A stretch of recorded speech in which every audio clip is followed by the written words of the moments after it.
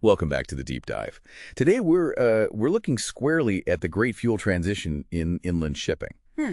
And we all know the industry is facing pressure, but this isn't just about retrofitting engines.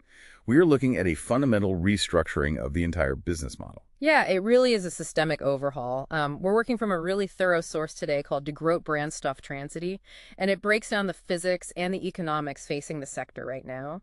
The main driver here, of course, is the European Green Deal. Right, the push to become the first climate neutral continent by 2050. Exactly. And for shipping, I mean, that means a massive 90% reduction in emissions. And while 2050 might sound like a distant horizon to some of you, in shipping years, that's practically tomorrow.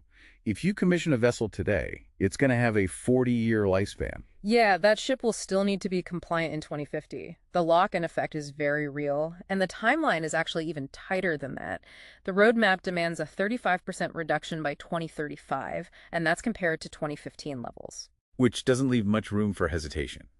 So the clock is ticking. But here is where we hit the wall. Physics. Specifically, energy density.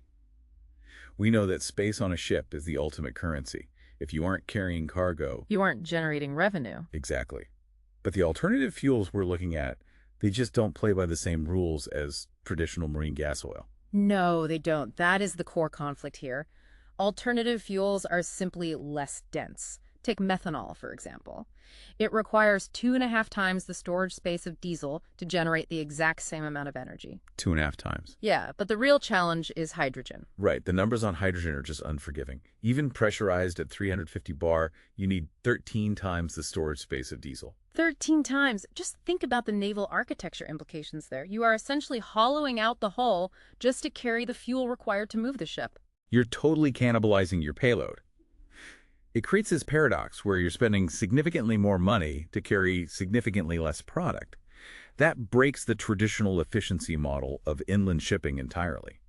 So if we can't just rely on physics to save us, let's look at the actual options on the table. Is there a way to mitigate that space penalty? Well, the path of least resistance right now is HVO, hydrotreated vegetable oil. It's basically a drop-in fuel made from waste fats. Meaning no engine changes needed. Right, no engine changes, and it gives you an instant 90% CO2 reduction. But I assume that convenience comes with a premium. A pretty hefty one, yeah. It's roughly 30% more expensive than diesel, so it solves the engineering problem but heavily complicates your operational budget.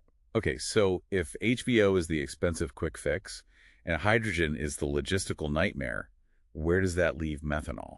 Methanol is emerging as the pragmatic midterm contender. It's liquid at normal temperatures, so bunkering is manageable, and the engine technology actually exists today. But you're still dealing with those double tank sizes. Yeah, doubled tank sizes and strict regulations on formaldehyde emissions, so it's not a silver bullet by any means. We haven't even touched on the infrastructure costs yet.